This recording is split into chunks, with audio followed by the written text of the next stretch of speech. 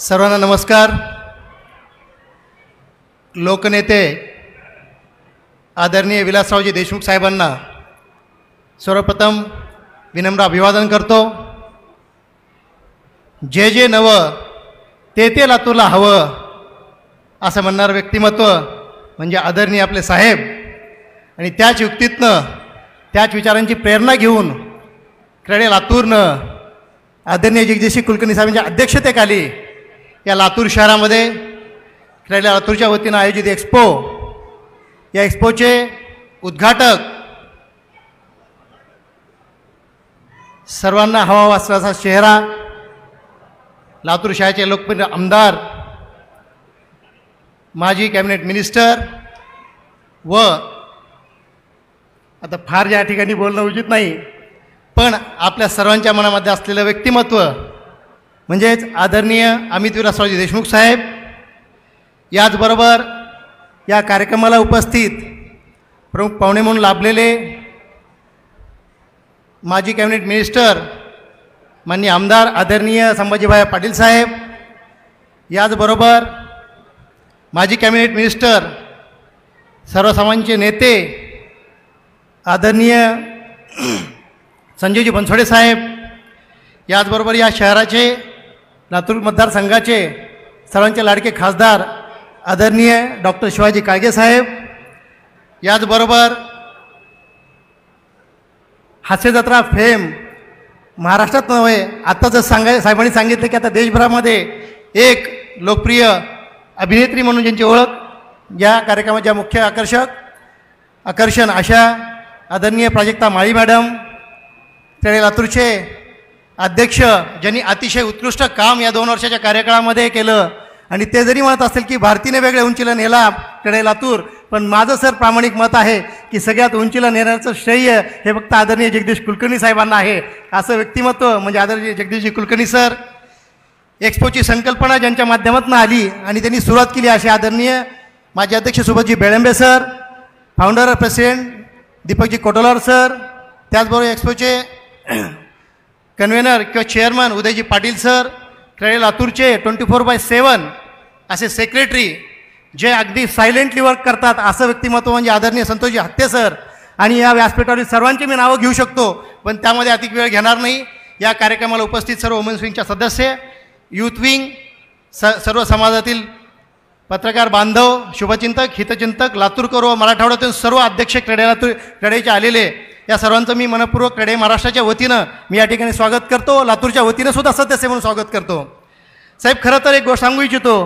आपण फक्त म्हणत होतो किंवा आपण असं ऐकत होतो की लातूरमध्ये खूप मोठा एक्स्पो व्हायला पाहिजे, पण त्याची खरी सुरुवात ज्या प्रेरणेतनं झाली ती सुरुवात सुभाषजी बेळंबे सरांनी केली. आणि या लोकनेते आदरणीय विलासराव देशमुख साहेब नेहमी म्हणायचे की प्रगती म्हणजे काय, तर प्रगती म्हणजे एका व्यक्तीने 100 पावलं टाकणे नव्हे, तर प्रगती म्हणजे 100 लोकांनी एकत्र येऊन एक पाऊल पुढे टाकणं म्हणजे ती प्रगती होय. आणि तोच आदर्श घेऊन क्रेडे लातूरनं 2010ला जी सुरुवात झाली आणि हळूहळू ह्याची मुहूर्तमेढ करून आज आपण बघतो की मराठवाड्यातला सगळ्यात मोठा एक्स्पो हा संभाजीनगरच्या नंतर हा क्रेडे लातूर घेत आहे. खरं तर हे क्रेडे लातूरचं श्रेय. साहेब, बऱ्याच जणांना सुरुवातीला असं वाटत होतं की क्रेडे आहे तरी काय, पण मी अगदी 2 मिनिटात सांगू इच्छितो, कारण या ठिकाणी अनेक लोक असे आहेत की त्यांना क्रेडेचा एक्स्पो आहे पण नेमकं काय हे माहीत नाही आहे. क्रेडे हे राष्ट्रीय लेवलची एक बांधकाम व्यावसायिकांची संघटना आहे.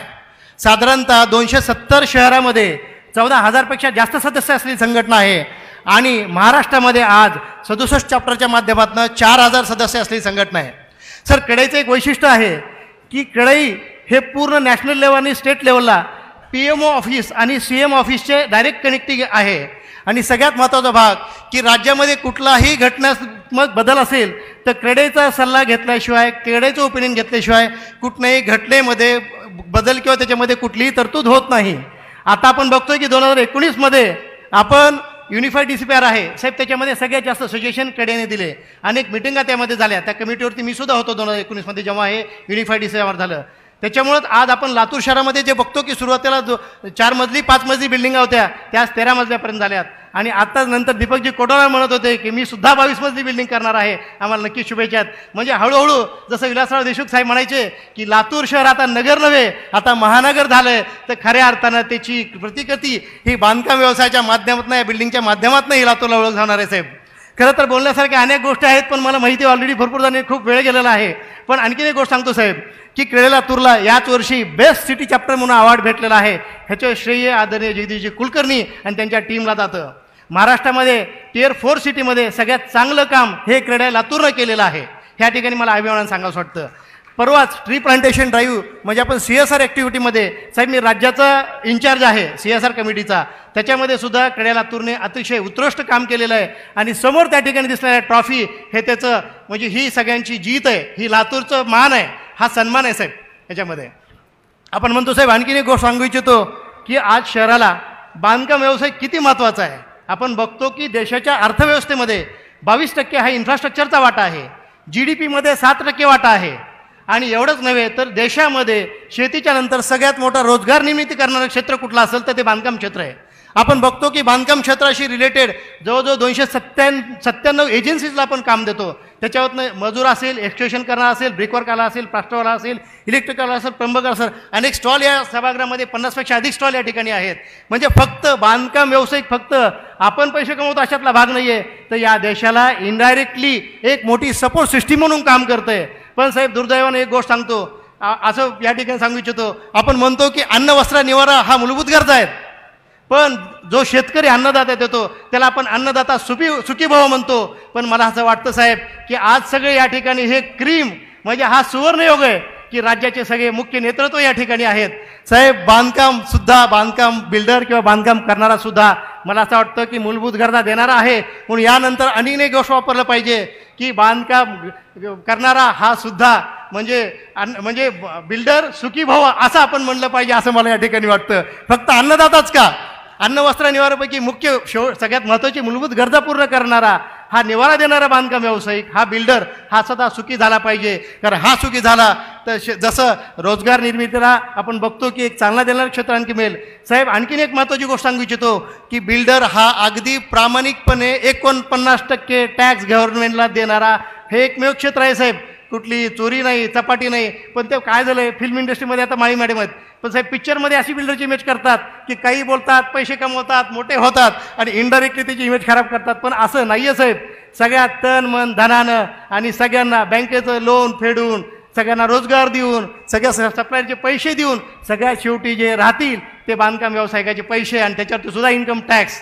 म्हणजे इतका प्रामाणिक हा बांधकाम व्यावसायिक या ठिकाणी आहे, पण त्याला वेगळ्या दृष्टिकोनातून पाहिलं जातं. हे दुर्दैव. कदाचित असतील 2-4-5% लोकसुद्धा वाईट असतील, आम्ही नाही म्हणत नाही, पण 5% लोकांच्या चुकीमुळं 95% लोकांना का शिक्षा. साहेब बघतो आपण की थोडं एखाद्याच्या मनासारखं नाही वागलं की बिल्डरला बांधकाम करतो.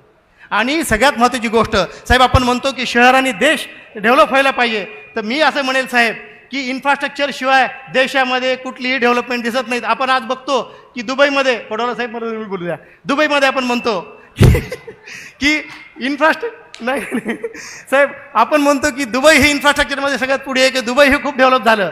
का झालं? बिल्डरमुळं झालं, इन्फ्रास्ट्रक्चर डेव्हलप झालं म्हणून झालं. आज लातूर शहरामध्ये साहेब मला आठवतं 1963ला म्हणजे माझा जन्मही नव्हता तेव्हा लोकनेते विलासराव देशमुख साहेबांनी 7 मजली बिल्डिंग बांधली आणि मला आठवतं की औरंगाबाद संभाजीनगर इथून सगळे राज्यभरातनं लोक पाहायला यायचे.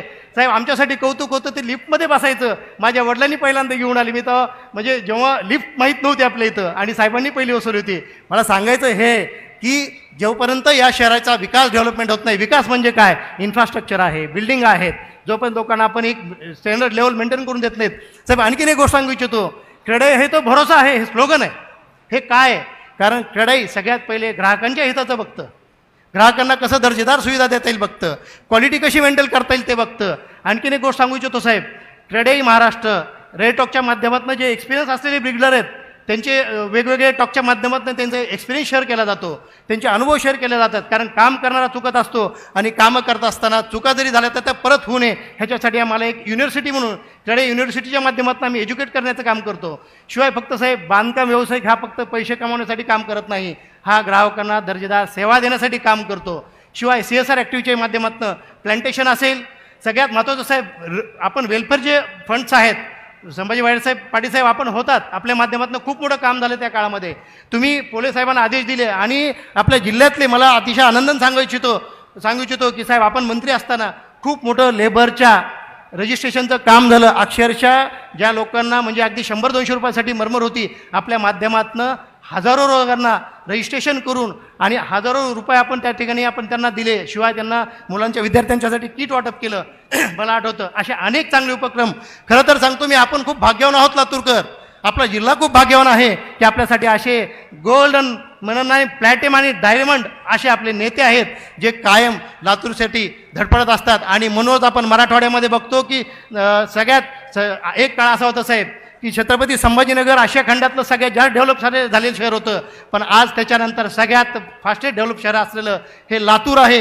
एक काळ धाराशिवचा जिल्हा तालुका असलेलं आज धाराशिवच्या नंतर झालेला जिल्हा, त्याची झालेली डेव्हलपमेंट आणि त्याची प्रगती 100% हे श्रेय आपल्या सगळ्या लीडर लोकांना जातं. आपल्या शहराची लिडरशिप असेल आणि आपण म्हणतो मनासारखा राज आणि राजासारखं मन, असं व्यक्तिमत्व या व्यासपीठावरती आहेत म्हणजे आदरणीय विलासराव देशमुख साहेब आहेत, जे एक वेगळं विजन घेऊन या शहराकडे बघतात.